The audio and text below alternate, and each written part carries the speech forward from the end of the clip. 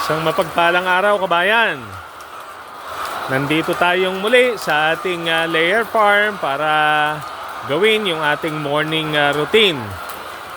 So it's very important in the morning na pagka nagpapakain ay ating naobserbahan yung ating mga alaga.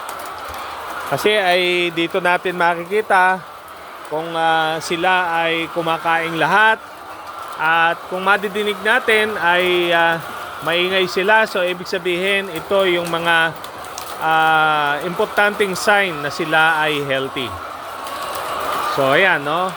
Kung mapapansin ninyo, talagang sila ay nag-aabang ng kanilang pagkain.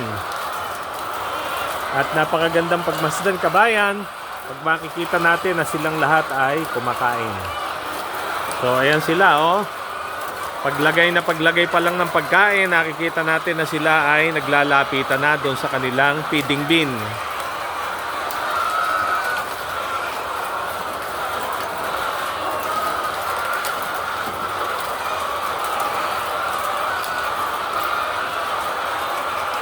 Ayan sila at mga nag-iintay, sabik na sabik doon sa kanilang morning feeds or morning ration.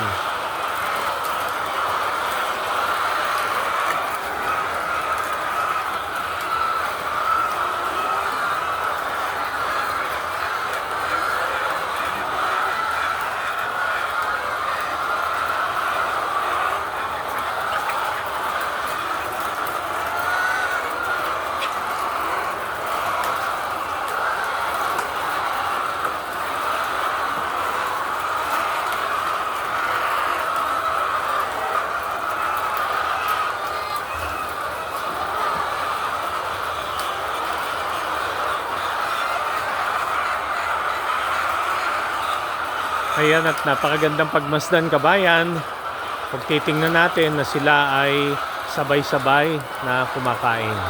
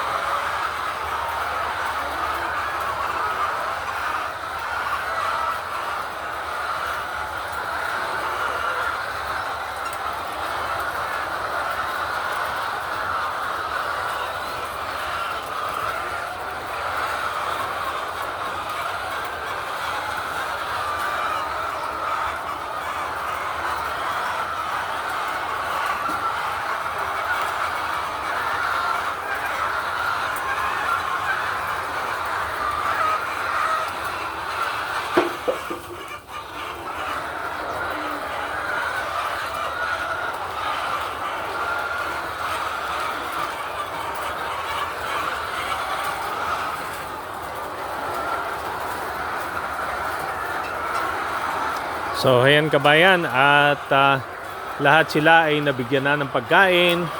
At kung makikita natin, napakagandang pagmasdan dahil sila ay talagang mga masisigla at sabay-sabay na kumakain. Actually, kabayan, pwede siguro nating maibigay na advice doon sa mga nag-aalaga o nais mag-alaga na ang isa sa pinaka-importanting oras para i-monitor natin yung ating mga alaga ay during feeding time. Even during the time na kami ay wala pa sa layer farming, kasi ay almost 20 years tayo na nasa swine or piggery, we see to it na every time na magbibigay tayo ng feeds doon sa ating mga alagang baboy, ay talagang iyon ang oras na ginagawa namin para sila ay ma-monitor. Kasi yun ang pinakamagandang time para makita natin kung sila ay merong dinaramdam. Pagka nakita natin na sila ay hindi kumakain at nakahiga lamang, then yun ay signal na para gumawa tayo ng pag-aaral or kung kailangan siya ay bigyan na ng medical attention. So, since nung lumipat kami dito sa layer farming, so yun yung mga napag-aralan namin na kailangan namin gawin. Kaya pag ganitong feeding time, we see to it na kami ay umiikot, pinagmamasdan at inoobserbahan namin yung aming mga alagang manok. Kasi pag meron tayong nakita na nakadapa lamang, hindi kumakain, then oobserbahan na namin yon.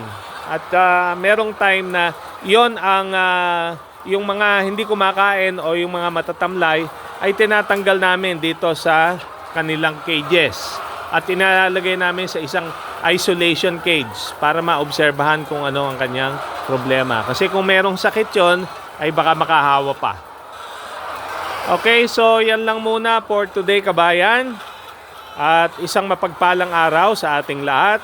Thank you for watching.